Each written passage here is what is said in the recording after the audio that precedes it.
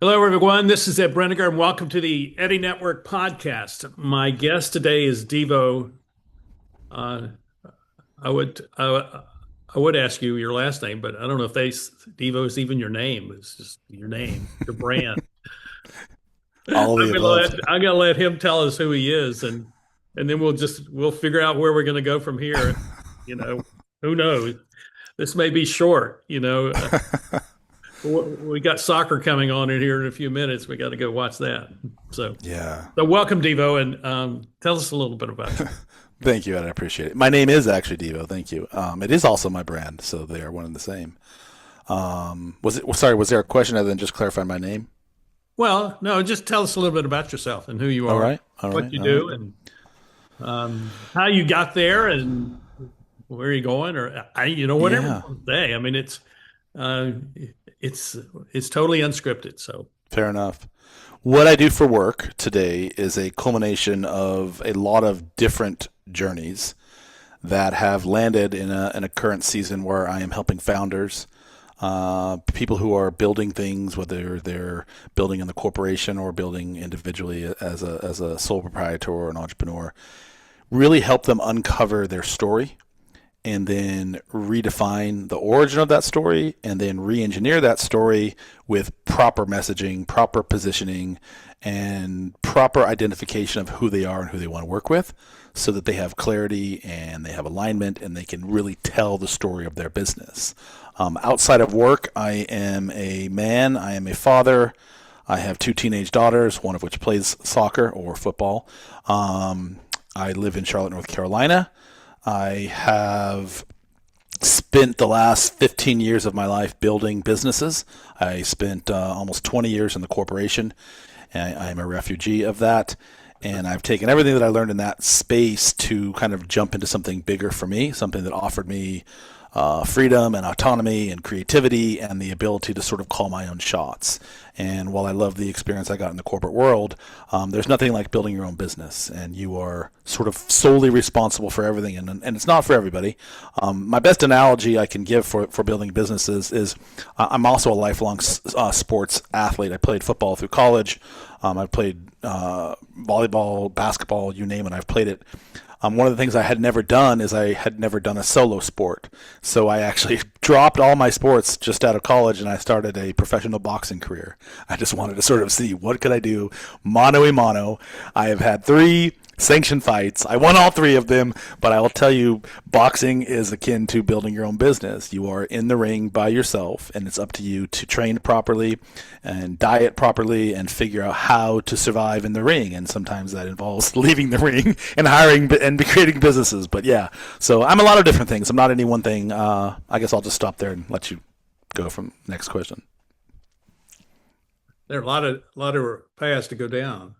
But boxing, that's amazing.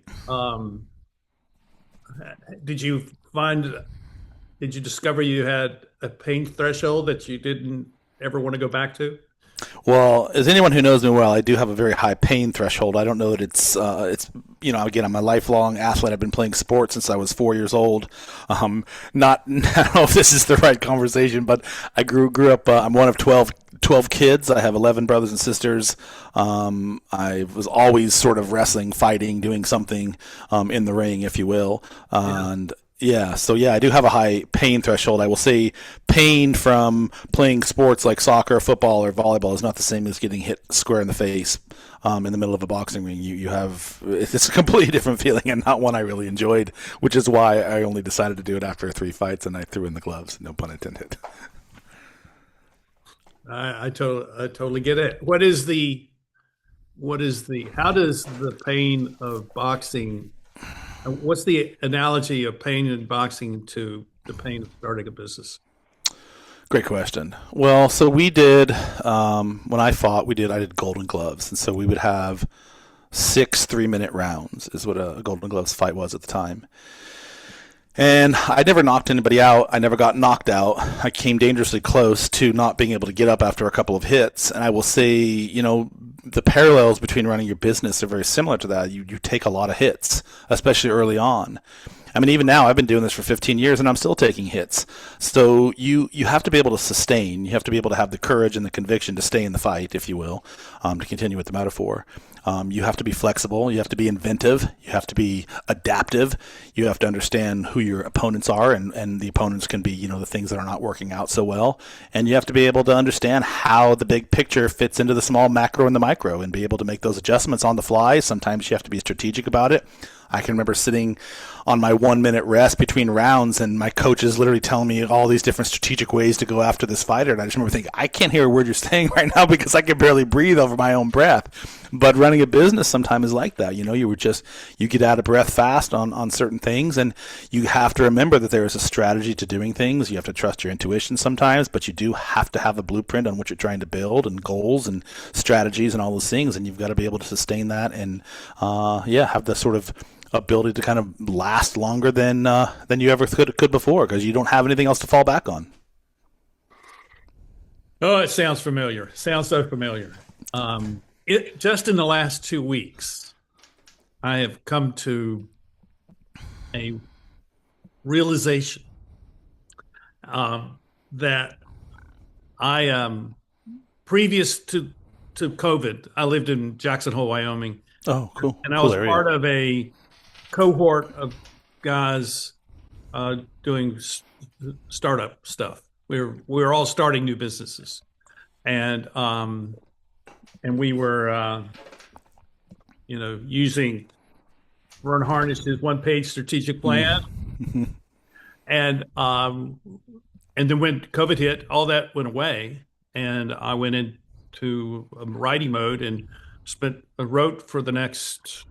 I've been writing full time ever since, and what I realized 2 weeks ago was that I had totally abandoned this strategic plan that I had started. So I'm now at the point of I started essentially a new business. So I'm at the point of taking these two plans and merging them together to see where this will take me into the future. Hmm. And I don't know where it's going to take me, but that sense of exploration, of openness, of okay, what is possible here, and how is this going to result in me making some money so that I can live to 100 and be able to afford to live to 100. So because I'm not young anymore. So What kind of writing were you doing? I've been doing leadership stuff for 40 years, Mm. and so I wrote my first book came out in 2018, Circle of Impact, and then the first 15 months of COVID, I wrote 7 short books, and then in 2022, I started writing on Substack, and I was writing long form essays, 1,500 to 4,000 word essays Hmm.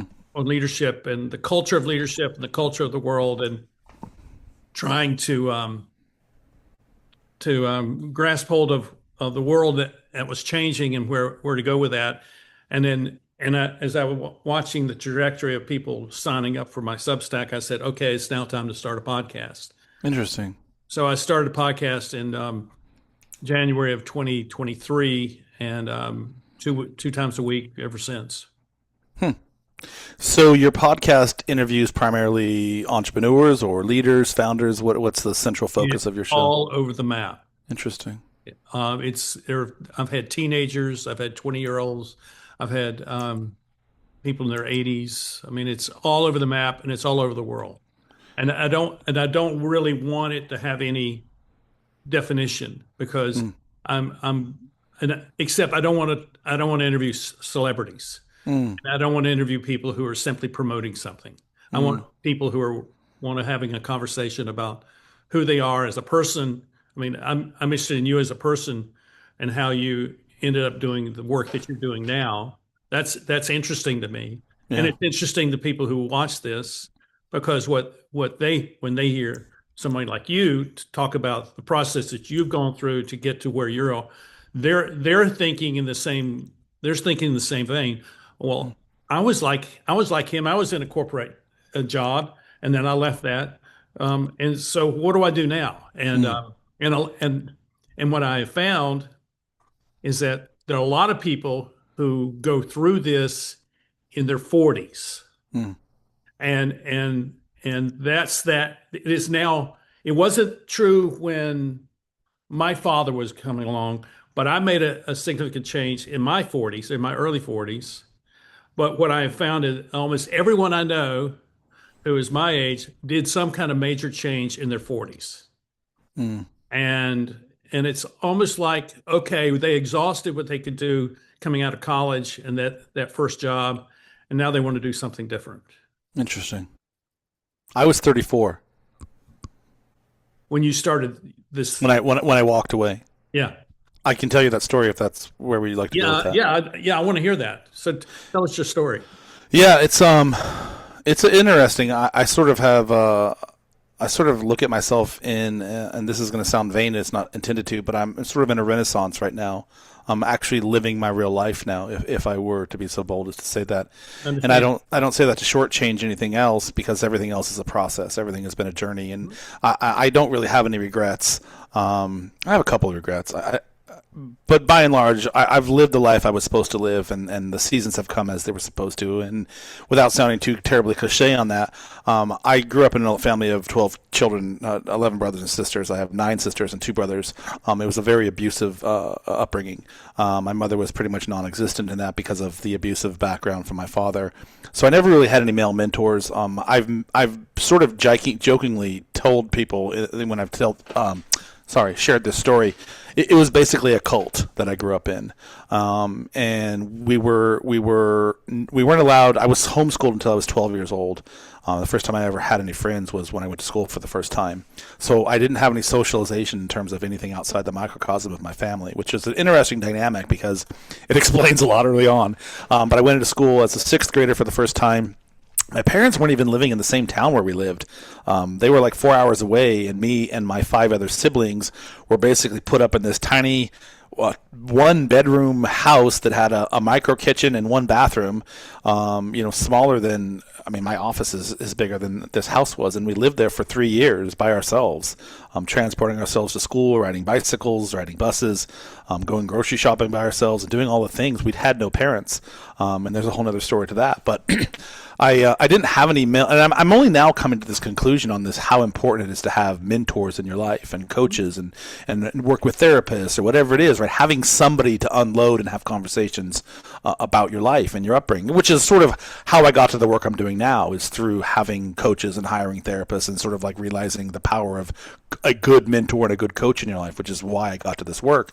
But I digress. So I just sort of followed the treadmill of life at that point. I had no mentors. I had no idea that there was a different way of living. It was sort of go to school, get your degree or your high school diploma, go to college, get a job, and then the rest of your life is sort of taken care of. And that was sort of the treadmill that I was on. And I got a scholarship. I played football for 3 of the years when I was in college, and then I got hurt and just sort of walked away from that, and that's when I took up boxing.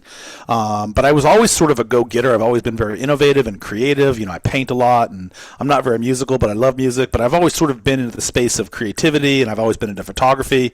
I actually stole my first camera from my French teacher, and he was moonlighting on the weekend as a photographer, and I'll get to the point of that. But I stole that camera, went home, took a bunch of photographs, and then snuck it back in his desk, and then I'll tell you where that leads. But I went to college, did my thing in college. I was very involved in the community. I always was volunteering and getting involved in organizations. I started a television station while I was there. I started a paintball club. I've always been sort of that enterprising, like creative spirit of just like a builder, right? And I've never followed rules. Thank you to my father. I always was very rebellious.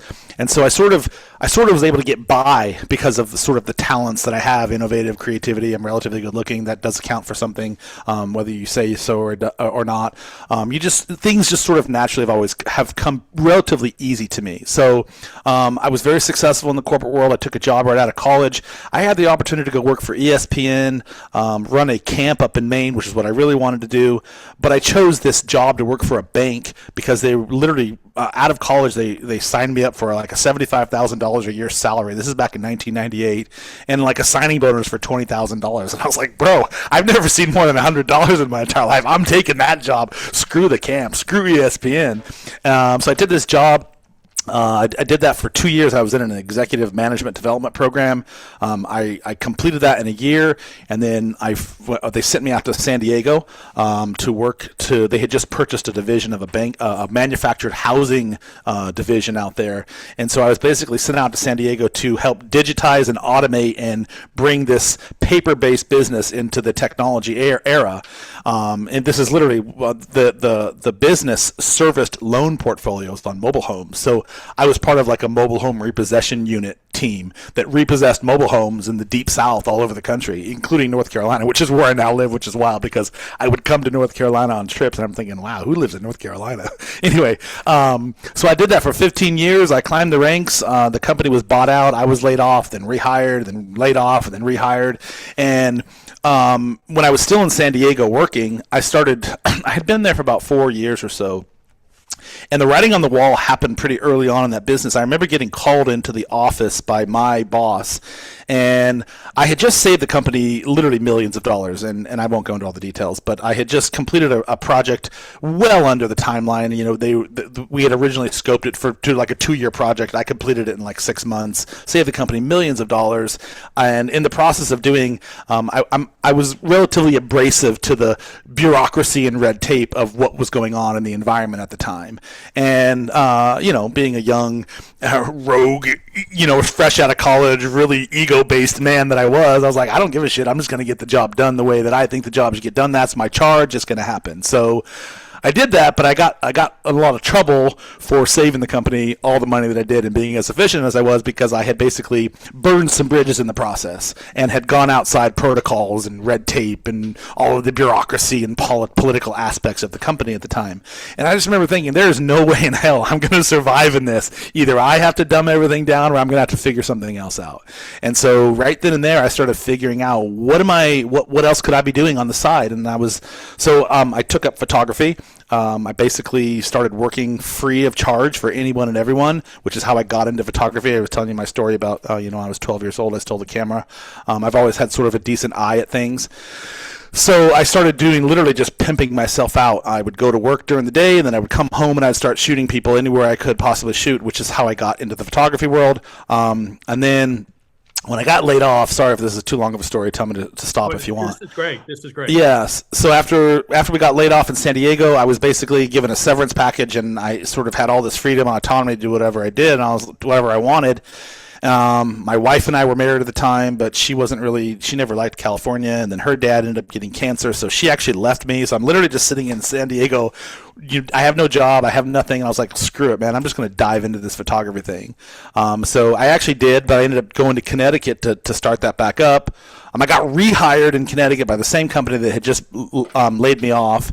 I came on as a consultant, but I was still doing the photography as like a side hustle. I did that for a few years, and then in 2010, I had sort of figured out how to be a good photographer. I was making like real money. I was actually bringing in 6 figures worth of just side hustle cash, and I was like, man, I can actually do this. I had built up a portfolio, and I had built up a client database, and so I just basically walked away, and I dove headlong into my photography business. I did that for many years, up until about 2017. I met a woman on Instagram. She was also a famous photographer, very cute. We ended up hitting it off. We started working together and traveling the world shooting weddings. That was kind of our thing, as I've shot weddings in 26 different countries, been all over the planet shooting and telling people stories. And so that's sort of how I got into this storytelling business. I realized that my gift was helping people unpack their story. And at first it was with the camera. And then around 2018-19, I started getting other photographers asking me, can you show me how you built this business? Like, your social media is massive. You got all these people. You're like all over the world. Like, how did you do this? So I started doing paid workshops for other photographers. And in the process of doing that, I realized it wasn't necessarily a business thing that people were lacking. They were unable to sort of tell their story and what made them unique as the photographer. And I wasn't necessarily a good photographer, Ed. I'm an average photographer. I'm really good at connecting with people and helping people be really comfortable around me. And one of the through lines that I saw in my work and why people were hiring me is that none of my photographs ever looked staged. They were always very candid and raw, and it's because of my ability to sort of kind of get in underneath the thick of things, and make people very comfortable. And I had a very unique process that I was using to sort of do this. And yeah, so that led to business work, and I would do all these photographs. You would hire me as a business owner, and I would do all this photography for you, and then I would come check you out on your website or your social media, and I would realize you weren't using any of the photographs. And I was like, okay, what's going on here? So I'd call you up. I'd be like, Ed, I just literally gave you 3 months of photography. I haven't seen a single photo. And you would be like, dude, I don't know what to do with this. I have no idea how to get on social media. I have no idea how. So I was like, holy shit, I saw a gap. And that's what I do. I see gaps and read between the lines. And so I built this whole social media business where I would help you run your social media and tell your story. And that just kind of snowballed. It led one thing led to the next. And before you know it, here I am doing the Brand Storyteller 2026. So that was a really small, condensed but long version. Sorry if I took up too much time, but yeah, that's how I got here. Oh, it's I love that. I love it very much because I think it is what a lot of people would like to go through, but Mm. they're not um, confident enough to step into that void because all those places there was a void there that you walked into and you made it work Hmm. and you had that well that entrepreneurial kind of personality which said well wherever I am I'm going to make something happen Yeah. and I that's I get that and that I like that and I think you have to grow into that because you're not no one has talked I mean I've been talking for the last 10 years about how we need to start teaching entrepreneurship in elementary school. Mm. Why aren't we teaching children to read and write and do math where they're also creating something which could last? Absolutely. So that's my pitch to educators out there. And it's not just entrepreneurialism. I sort of alluded early on in the conversation. We're not really taught any of the fundamental rubrics of actually living a life of our own. We're taught to sort of be we are taught to be slaves to a system. I'm not going to get all existential here, but we are taught to be slaves to a system, to be obedient, to be compliant, and to make money for someone else. And entrepreneurialism is just one of those pieces that should be taught. But there's a different side of just the binary things that we've been told, like spirituality and mysticism, and all those different things. I think they have a place in people's education just because it allows us to expand our mind and realize that there's more than one way to do something, and I think we're only really taught one way to do anything. And when people begin to learn how to do things, they also learn to have an appreciation for themselves. That oh, I can do this. Oh, well, why can't I do more of this? And maybe this is not what I want to do, but what is it you want to? Well, I've always thought about doing this. I've always thought about being a photographer, or always thought about being a boxer, or or whatever it may be. Yeah, I see that. I see that a lot, Mm-hmm. and what I find is that a lot of people who are in corporate kind of jobs, which I've never been in one, I would not survive in one. They become very comfortable in that, and particularly if they have a good salary, Mm-hmm. they got their house and they got their family and everything's set for them. But the reality is that they're not functioning at the high enough level where they are creating things that they can say, I did that. I did that. I did that over there. You see that thing over there? I'm responsible for that. And when people begin to say that, then they're beginning to express what I call leadership. That's what leadership is when Yeah. you're taking personal initiative to create some kind of change that makes a difference. Yeah. It was interesting. Again, I'm not denigrating anybody who works for the corporation. I think No. everybody. I sort of see myself as a messenger, and I'm just delivering what I've done and what's worked for me. And that doesn't necessarily mean it's going to work for you or for anyone else. I think that a lot of people are tied to a system of things because the system gives them just enough security, just enough identity, if you will, or status, and most importantly, a predictability Mhm. to almost make freedom or anything else antithetical to that feel slightly irresponsible, right? And I think the paycheck is only part of that. And leaving would mean losing all of those things. And I think, so fear is obviously part of that. That's, I think, financial is part of it, but I also think it's very psychological. And the corporation almost becomes a surrogate nervous system for people. And I think people are waking up to that and starting to realize that, you know what, I'm making a lot of money doing a lot of things for somebody else. I've always had this idea. I've always had this dream. I've always had this way to make something better. And I think they're now seeing in the marketplace that we exist with social media, with websites, with AI, entrepreneurship is now possible for anyone and everybody who has an idea to do that, because it removes the scaffolding that the corporation used to sort of hold you down. Yeah, I agree. In the first chapter of my book, Circle of Impact, I tell a story of a man named William, and he goes to work for a corporation right out of college. And he's now in his mid 40s, and the company gets sold, and his division is going to be moved to Europe. But he's got kids in high school. He and his wife have kids in high school, and both their sets of parents live in the town, and they really can't leave. So he has to leave the company. And what he discovers is that he has absorbed the values of the company as his personal values. And now that he's out of that, he has to kind of reckon with, oh, who am I, and what is it that I want, and what is it that I really like, and what is it that I really value? And I think those questions are really important, and I think those questions factor deeply into what your brand is, because you're going to tell a story, but what is the story you want to tell people? Well, this is what I believe in. This is what's important to me. This is what I love. This is who I serve. This is all those kinds of questions I think are really, really important. Yeah, I call it identity architecture, not to just throw a fancy word at you, but this identity architecture answers those very things, right? Whether you're conscious of it or not, we all have a story. What's interesting is that I talked about this renaissance that I'm in. I realized about 10 years ago, or more than 10 years ago, rather, actually around 2000 and we'll say 13-ish, I got divorced. And it was the first time in my life that I'd really sort of had my own personal failure where I hadn't really succeeded at something, right? And I was suddenly a full-time father with two girls, 5 and 7. I was working 2 jobs, doing all these different things, and I suddenly realized that I had failed at something, and I took on a lot of shame for it, and I took on a lot of personal responsibility for it, and it really it really took me down this rabbit hole of self-discovery.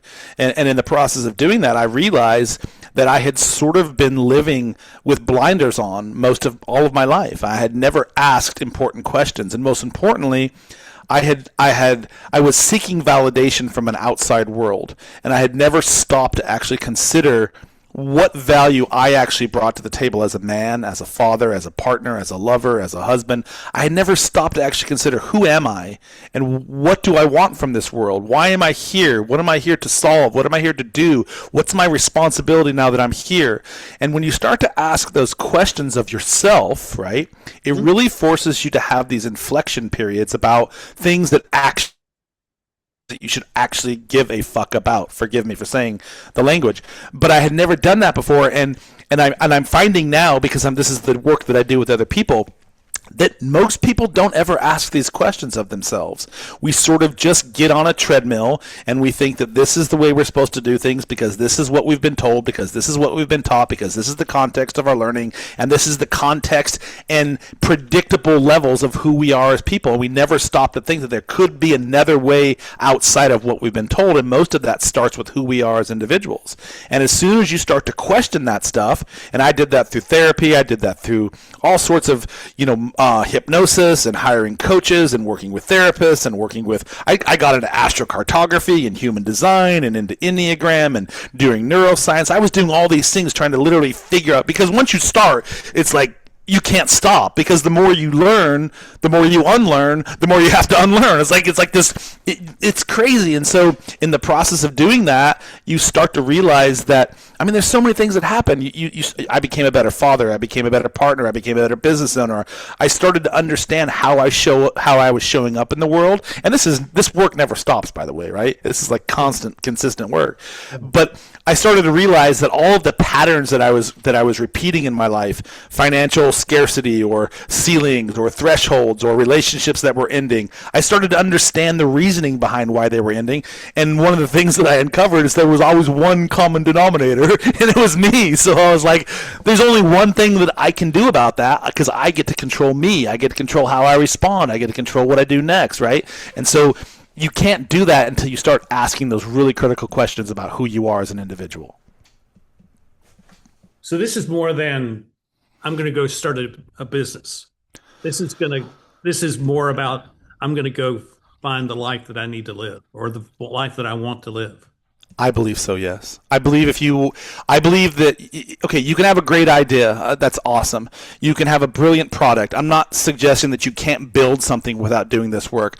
I'm simply saying if you were to do this work, what you're building would be compounded and magnified on a whole new level of spiritual meaning and depth and sort of purpose behind it, and a North Star that goes along with it. And what happens when you are really into the work you're doing, you start to become like a magnet for everyone else around you, and you start to attract the right kind of people into your audience. The right type of people show up on your podcast. The right type of people show up in your life. The right type of clients show up that you want. And so the more you sort of understand who you are and how you operate, you literally start to put off these energetic vortexes, and people who are in alignment with that start to line up to do that with you. And so that's sort of the benefit of doing that work.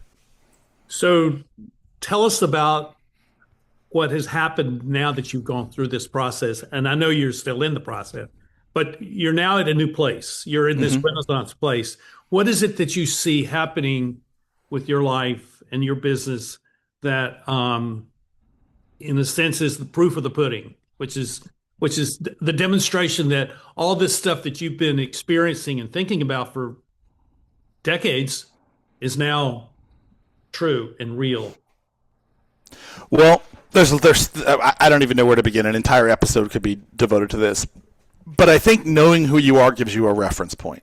And it helps you start to recognize what belongs to you and what was handed to you, and what you maybe have outgrown or maybe you're out of alignment with. When you start, would you make a distinction between what you've been given and what you've been handed? Is there a distinction there?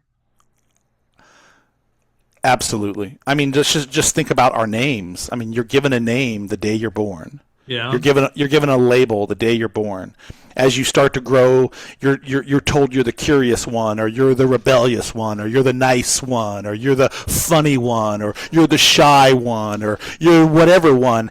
And then you go to school and you start to hear these names. Oh, you're so funny, or oh, you're so shy, or oh, you never say anything, or you're the rebellious one. And what happens, everybody knows, this called neuroplasticity. When we are 0 to 7, we are sponges. We take on every single thing that comes at us, right? And so if you're told constantly that you're this, or you're that, or you're this, or you're this, or whatever it is, you start to take on this handed to you identity, and you show up in classroom and you're suddenly the class clown, or you show up in classroom and you're and what happens is you have to it snowballs, right? And so you have to live up to that reputation, because that's the identity that was given to you. That's the context that you were told you are. You were told you were smart. And I'm not saying that you're not smart. I'm not saying that you're not shy. I'm not saying that you aren't these things. I'm simply suggesting that the identity that we have been given was the identities that we take on early in our lives are more often than not given to us, not earned, not created. I totally agree. Totally agree with that. And what happens is so if you can think of these sediment layers in a rock formation, right? Mud comes in and they just keep layering on top of each other, right? Identity, trauma, patterns, loops, behaviors, whatever it is, right? They just keep layering one after the next. And then at some point, you just start hitting ceilings of things. You start repeating things because everything is a pattern, right? And you never understand why. Like in my case, I could not break financial ceilings. I had this scarcity model because I grew up poor. My dad told me money was evil. My dad told me I would never amount to anything. The list is I could write I am writing a book on all the things that I was told I was as a human. And I started to believe those things after a while. And it wasn't until you start to unpack them that you suddenly can give them a whole new set of meaning and circumstances, and you actually get to build your life as opposed to just building someone else's life that was given to you.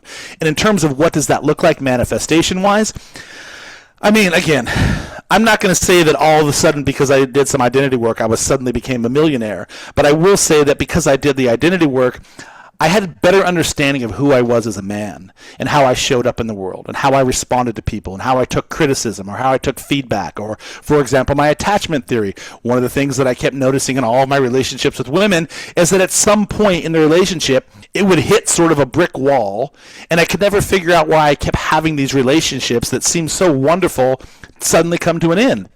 Well, there's a whole variety of reasons, some of which are not in my control, but by and large, I was showing up in a very specific way in every one of my relationships with women. And it all centered around my attachment style and how I needed validation and how I had to overperform to prove my worth. And I can go on, but it wasn't until I had this awareness that then when they started to happen again and I started to see myself doing things, I had the choice suddenly to catch myself in the act and be like, whoa, bro, that's the same thing that you got you into trouble before. Are you going to choose a different way to respond right now? And so that's what it gives you.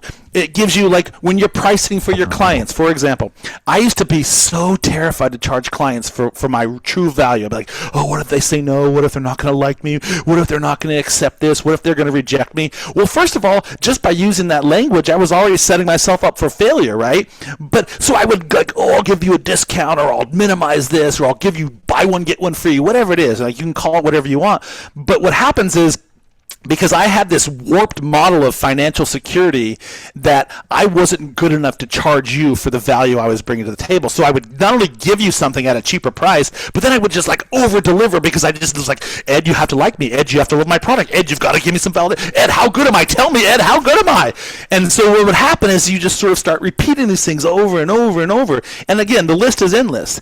But what happens when you do this work on yourself, when you have these reflections about yourself, when you start to get a little bit curious about who you are, you start to be able to create strategies and mitigate the problems so you can fix the things that weren't working out. And what that does for you, that can help your business, that helps you more with revenue, that helps you have better relationships, it helps you attract the right clients because now you're suddenly speaking the right language, yada, yada, yada. The list just goes on and on. Does that make sense?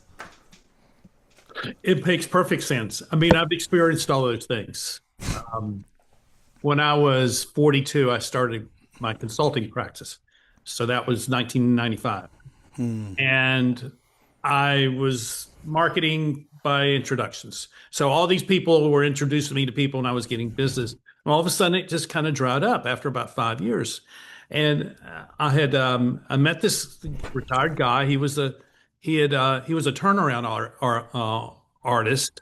He had taken a large national retail chain and turned it around in about 10 years and made a lot of money from it. And I was saying, Dick, I'm just don't know what I'm doing. He says, well, he asked me, what are you charging? Well, I told him, you say you realize that whatever you charge is telling them what you think of the value of your work. I said, really? Really? And I'm coming out of a ministry background. So ministers, they don't like money either. And so I tripled my rates and immediately had business. Oh, that's really interesting. That's really interesting. And so all these things, exactly the way you describe it, comes at us. And it's really quite interesting. And now that I'm in my 70s, I'm back in the same thing where, okay, how am I going to restart this business of mine that I planned to start, 7 years ago, but didn't because of COVID. Now I'm going to restart it. And how am I going to do this? And it is going to be so much fun because I don't know what I'm doing. Again, I don't know what I'm doing. So I get what you're saying, and I think a lot of people are in that same boat where they don't know what they are supposed to do because no one has ever trained them, no one has ever talked to them. Their parents don't talk about this. I mean, you didn't really have any parents, essentially, and the way you describe it, and somehow you came through that with remarkable resilience. And I did want to say that it would be interesting to interview you and your brothers and your sisters all together and to talk about that whole experience because I'm telling you that there are a lot of people who are going through that who have parents at home, but Yeah. they're not being parented very well. And so I think your life is remarkable, Well, thank and you.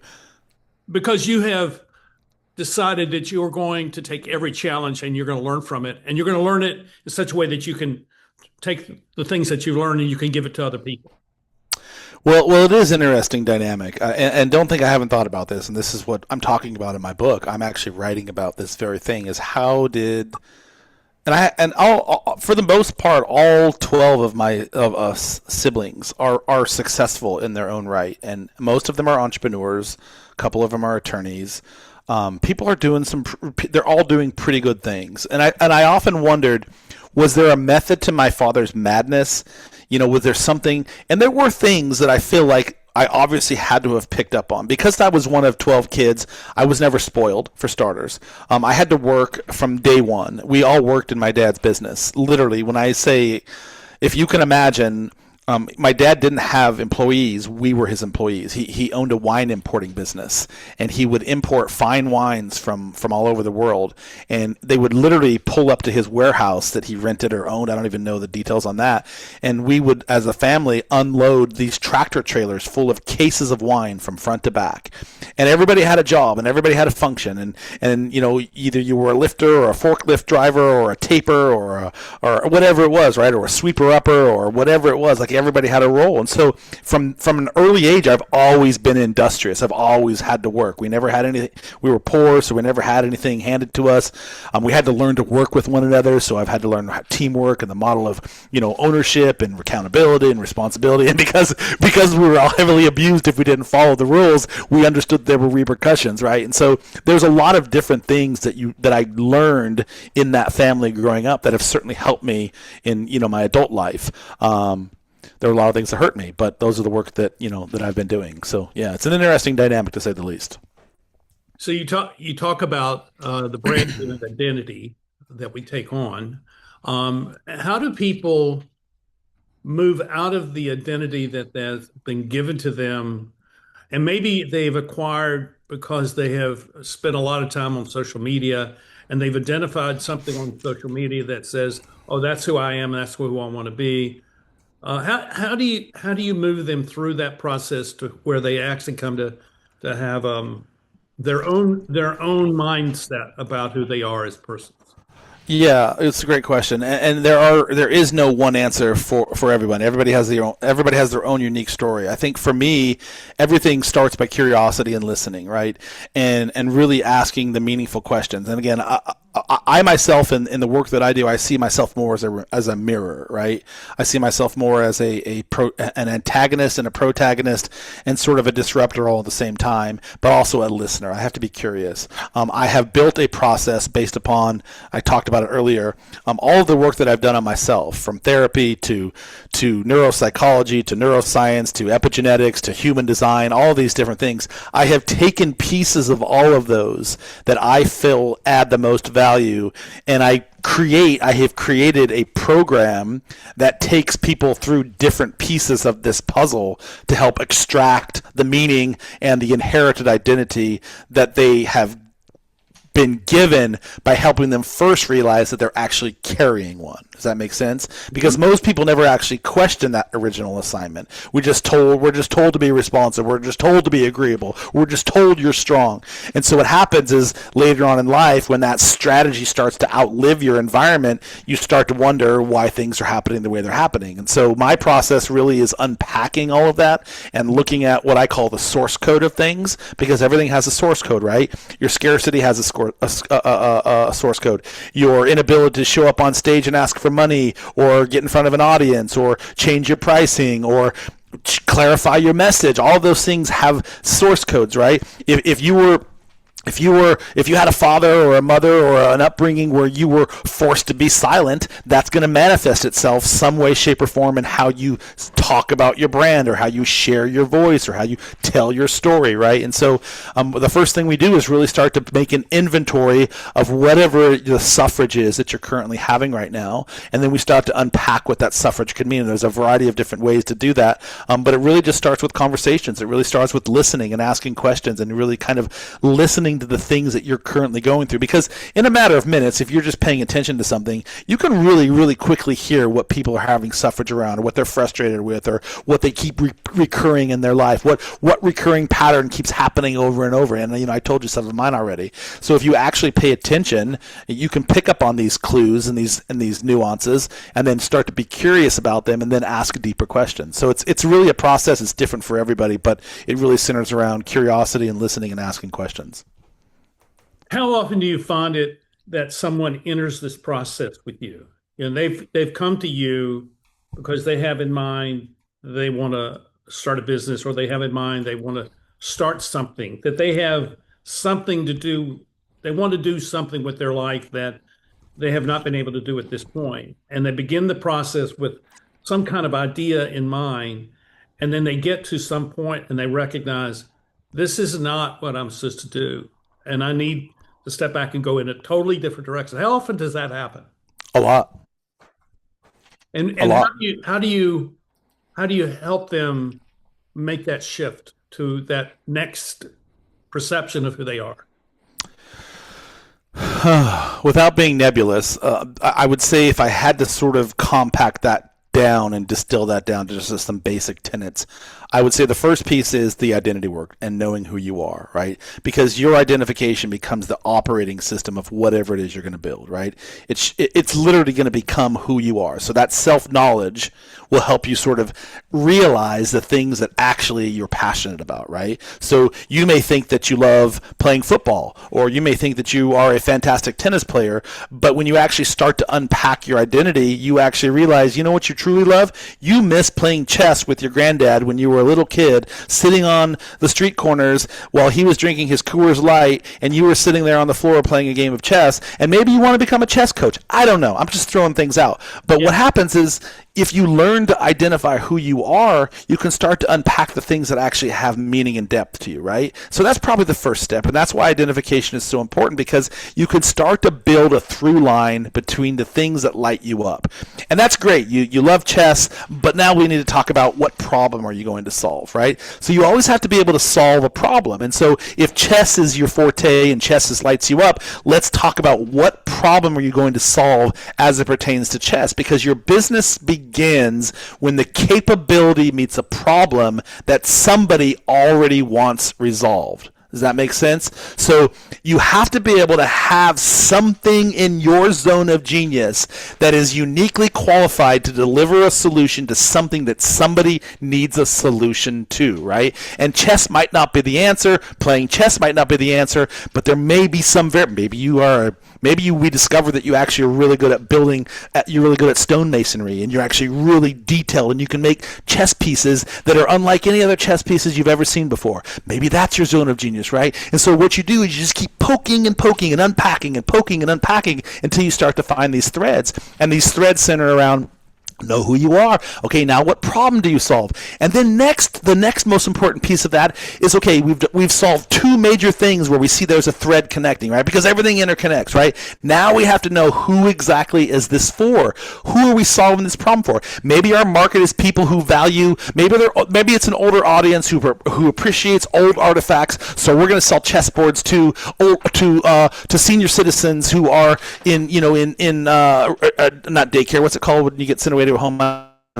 Assisted living. Just throwing stuff. It's assisted living, yeah, thank you for the lexicon there. But again, so we have to know exactly who it's for, because one of the things I learned early on in my business is that trying to help everyone means that you understand nobody, at least not deep enough to solve their problem. When I first started photography, I was like, dude, I will literally do anything for you. I'll do baby photos, I'll do dog photos, I'll do boudoir photos, I'll do wedding photos. And people be like, who are you? What do you photograph? And I was like, I'll photograph anybody. And they're like, well, nobody. We don't want a generalist. We want somebody who's really good at destination weddings. So that was my product, right? I will travel anywhere in the world with you, and I will just, and I had a whole had a whole UVP around that.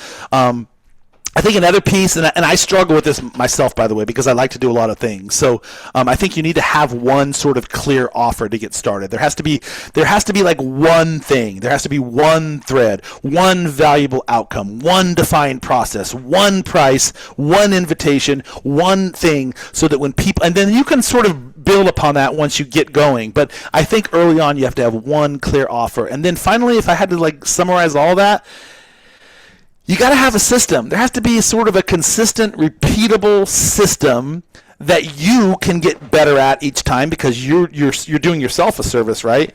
But your customers know what to expect. Yeah. Because after you work with me, you're going to go say, man, you need a photographer. I know the guy. Like, this is what we did. This is how it went. We had the onboarding, whatever it was, right? You need a brand storyteller. You need someone. Like, I had this guy on my podcast. He's got this whole system. He takes you through identification. Then he takes you through all these different levels. Like, so you create these disciples in the process, but more importantly, you create your own sort of habitual tactician in your business, because now you have a repeatable process that you can deliver to the people that you've spent time identifying. So if I had to sort of like articulate that, I guess that would be the best place to start. How important is it for someone to know what they don't want? I think it's probably just as important as to know what you do want. Because that's what I see. I see vague articulations of, well, I'm not sure I want that, or I don't see myself doing that. And it's almost not like they have a real clear understanding of who they are. It's like, I just don't. It's going to take some effort to go there, and I just don't want to do that. And it's, I think the challenge of all of this. I mean, I'm right square with you. Is that people lack a certain level of confidence about who they are, and they keep referencing who they are by how other people treat them. And I mean, you've been saying this all along, but I think it's really a serious matter in our world today, particularly because so many of the messages that we get, particularly through social media, is not telling us who we are, where they're telling us how other people want us to be, so that we kind of fit into their little world of I would call it social control, and so they get trapped. I mean, people get trapped in, well, I've got to be like this. Let me give you an example of what I mean. So I've been doing this podcast thing for 3.5 years. I do every aspect of it.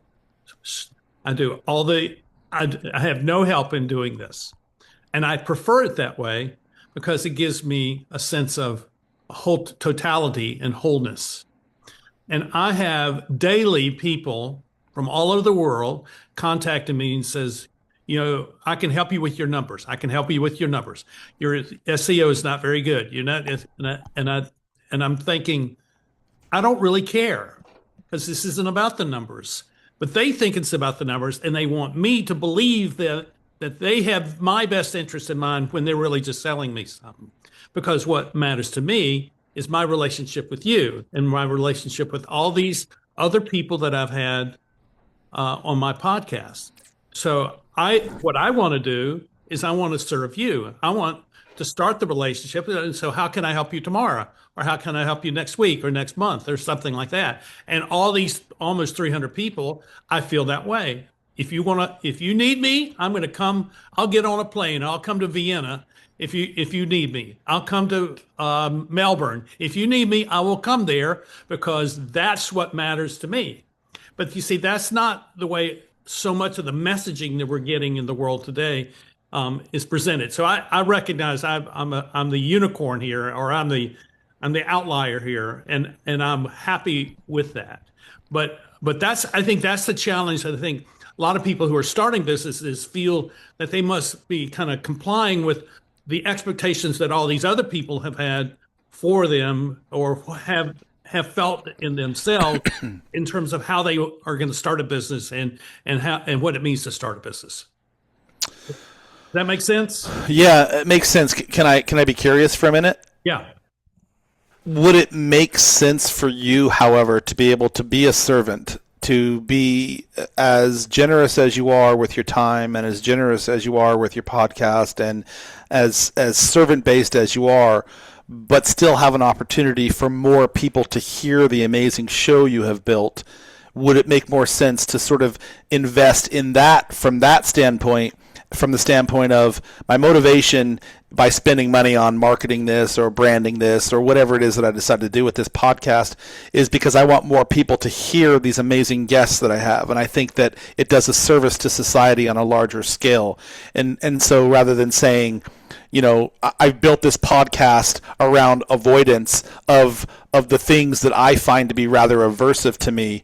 That sounds a little bit more reactive rather than being proactive about, I want to build a show that is servant first, but I also want more people to be able to hear this because then I can attract even better audiences. I can attract even better guests, and maybe because it's filling you up with monetary reasons, it actually enables you to have more resources in your coffer to do a bigger show, a better show, a more profound show, rather than just sort of staying in the lane that you are. And I'm not saying you should or shouldn't, just a curious question. Well, I have to agree with you. But the point is that this is not simply a podcast. This is a demonstration of how we as people globally can be in relationship to one another. So if that is the outcome of expanding the reach of the podcast, then I'm all for this because there are enough social media people, enough podcasts out there to fill the world for the next million years. So it's not really about how do I fit into that world. It's really how do I build that kind of relationship with people around the world where they can gain something. I mean, it's very much like what you're talking about. If you were doing a podcast and this is what you were talking about every time you were doing a podcast and you were talking with one of your clients every time you were doing a podcast, that's exactly what would be happening. People would see you in relationship to that person, and they'd say, "I want to have that kind of relationship with someone who has some knowledge about how the world operates." And that's where I know that that's the next stage for me. And I don't know what that means. I don't know how that goes, but I know that that's where this goes. Because Interesting. I either continue to do this at this low level, or I stop it, Yeah. or I can take it to another place, and I don't know actually what that looks like. I'm an opportunist when I look at things, and to answer your first question, is it important to know what you don't want? And I'm going to answer that real quickly. I think it's really important to be able to name what you refuse to keep doing or refuse to keep living. So the things that you don't want. But I always like to look at, okay, here's what I don't want. And my grandfather used to tell me, I was very close to my grandfather. He's given me so many adages and quips that I live by, but he used to say, don't come to me and complain about something you don't want to do unless you have a solution or a different way to do it. And I was like, I love that. And so I would always say, and I always challenge my own children, I was like, okay, if you don't want to take the trash out every Monday morning, I want you to translate it into some sort of a positive standard that makes more sense for you, but at least gets the trash out so that it's there Monday morning. And my daughter was like, well, how about if I take it out Sunday evening? I was like, okay, great. Take it out Sunday evening. Take it out Saturday evening. I don't care. All I care about is the trash people come at 6 a.m. every Monday, and those cans need to be on the street. I know what I don't want. I don't want to have to hire people to be the buffer between me and the public. On the pre part or the show part itself? For the reaction to the show, that it becomes so, I don't want to be a celebrity. I don't want to have I could do that. I know I could do that. But I don't want that because what I want is the immediate connection with anyone who would reach out to me and say, I'm interested in becoming more adept at leading my business or being a leader or helping my people become leaders. That interaction is what feeds me and what feeds this. If this just becomes a show, then that's not what I'm interested in. But if this is how do I describe this? If this is a twice weekly moment of dynamic change in the world, then I'm for that because I'm really not. I don't look at other people's podcasts because I'm not interested in most of them. I am interested in what you do. I'm interested in the guy that I interviewed earlier today. I'm interested in what he's doing. I'm interested in what the person I'm going to interview tomorrow is doing because what I would like to see is that you have a greater opportunity to succeed at what you do and have an impact at what you do because you have been on this podcast. And I see that as a function of what I call the network of networks. So all these people that have been on are a part of my network now, and but they all have their own networks as well.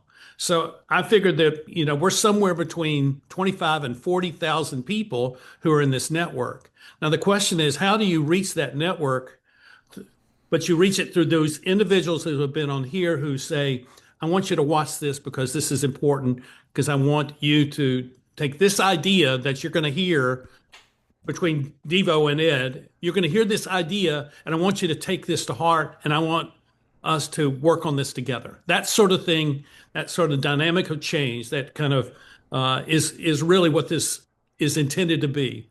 And it happens. I mean, I'll just give you one example.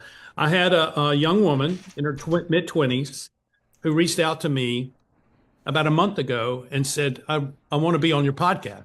She reached out to me on LinkedIn, and she had watched the episodes of the podcast where I had interviewed a guy in London named Andy Wilkins. Andy is a futurist in the healthcare world, and she saw what he was talking about. She says, I want to do that. And so she is enrolled in his program at the Imperial College of London because of the podcast. And then I had her on, and we had this kind of dynamic like we're having, and it was remarkable. So it's a demonstration of what is possible when people come together and say, we're not just going to have a casual conversation. We're going to be caring about one another. We're going to go deep with one another, and we're going to find a transformational experience on a podcast. Can I ask you a question? Yeah. What do you do with the show once the show is done? What happens with it? You produce it, you take it live, then what is there another process that occurs? I will take this, and if I need to do any editing, I will, but I usually don't. I put it on iMovie, and I have a screen for entry and screen for exit. I upload it to YouTube. I have show notes on the YouTube. Then I write a introduction and put it on my Substack.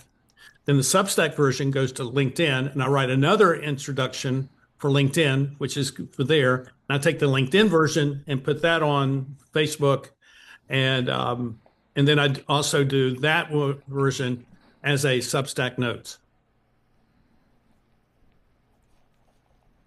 And it's usually. What if you could? I'm writing something down so I can get it out of my head properly. What if you took the show notes from the podcast, and you can use AI tools from Zoom to consolidate those notes? You're trying to build a community, is what you're trying to do at the end of the day. That sounds like the central thread to me. Is that fair? Yeah. You're trying to build a community around sharing ideas, sharing depth, sharing meaning, sharing people's zone of genius. And you want a larger community to benefit from that. Is that fair so far? So just as one way of keeping this community together, what if you were to take every single guest that you have on your show, and you were to take the show notes and you were to extract, these are the 10 most important things that I learned from this episode with Jack, with Sally, with Devo, whatever each episode brings you. And you share that in a weekly email to every person that's been on your show as part of the community. And you let people know this is what you're doing. These are the 10 things that I learned from this episode with Devo. If you want to connect with Devo, here's how you connect with him. If you want to connect with me, here's how you connect with me. And my ask of you is that you take these notes and share it with 5 of your friends. And in the process of doing that, maybe one of them wants to be a guest on this show. And so what you start to do is you start to take the impact from what you've generated from this show by your zone of genius, by your curiosity, by your servant attitude. And you're now going to extract that. You can put that on a website. You can start to build that. You can start to build a membership model around that. You could start to literally write a book after a year of podcasts. These are the 100 pages of 10 of the 5 most important things each guest brought to the table. And some of those might be absolutely just brilliant stuff, but you wrote the book on that. You brought this community together. You built this community, and you start sharing that with your audience. And who knows where that ripple could go, man? That could be something profound. If I receive a weekly email, and as I'm writing this down, I'm literally putting thoughts into my own head for my own podcast, because we do something similar. We have interesting conversations with interesting people. But if you were to build sort of a community around the ideas that each guest, and who's not going to take their 10 most brilliant ideas from the podcast I did with Ed and share that with 5 people? They're all going to do that. We're all ego based. We all want to say, like, man, I had this cool show with Ed Breniger and he put this whole thing together and he shared it with me. I'm going to share it with more than my mom. And like, maybe that's how you start to build your community. And at some point you could potentially monetize that if you wanted. It doesn't sound like you want to, but you would start to open your zone of genius up to a larger network of people, and it might become sort of like a snowball for you. Well, I have thought about that, and it's one of the good ideas. The other is that what is happening here is unique, and I've been told this. This idea of an unscripted conversation is unique because everybody's got an agenda. Every meeting that everybody has some set of things, objectives they're going to go through, and so the fact that's why I think so many people have introduced me to their friends or their colleagues because they want them to have that experience. So the question is, how can we take this model of conversation and make it a live event?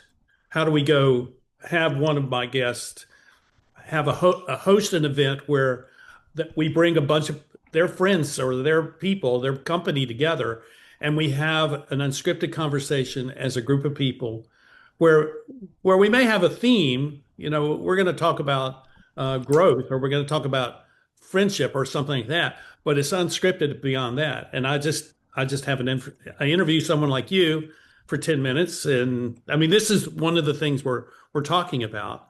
And you invite people to come and they pay to come and they pay me to come. I'm not the host. The guest is the host, and I'm just the talent that comes in to work the crowd and to have this conversation that takes place. And the conversation could be live streamed around the world, where we're actually having unscripted conversations where we're able to say, I really like you. I didn't know that you had this. I didn't know this story about you. I didn't know about your childhood. Why didn't I know that? Why haven't we ever had this conversation? And as a result, what happens is that there's a combination of respect and trust that builds, and we begin to see that there's a level of conversation that enables companies to deal with the kinds of changes that are being thrust at them today. I love what you're doing. I think one of the ways you could bring this community together is either virtual or physical roundtables that you are hosting, that you are moderating, small enough to feel human, but structured enough to actually create value for people. And you can start this off as one monthly virtual roundtable, and have 4 or 5 of your past guests on the show. It's invitation only. It goes out to your network, and maybe it's a little bit more structured rather than just open conversations. Maybe it's a conversation around a single leadership question that's important to you, and then each of the guests gets the opportunity to sort of present their position on it, and you're recording these, of course, and they're moderated as small live gatherings. I think there's a lot of different ways you can organize some of the conversations into intellectual property. I said a book is one of them, whether they're small workshops that you're putting on out of Winston-Salem, where you invite some of your favorite guests into the physical room, and maybe it's something of that nature.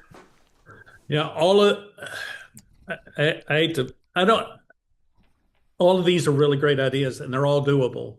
But as you have already spoken, there has to be a system put in place for this to happen. And it's not the ideas which are the issue. The system is the issue that has to be addressed. And how do I create that system? And I have some people here who are talking to me about this. And so, that's kind of the next step for me is how do I create a system that allows for the expansion of this simple idea of an unstructured conversation to begin to have an effect on a global scale.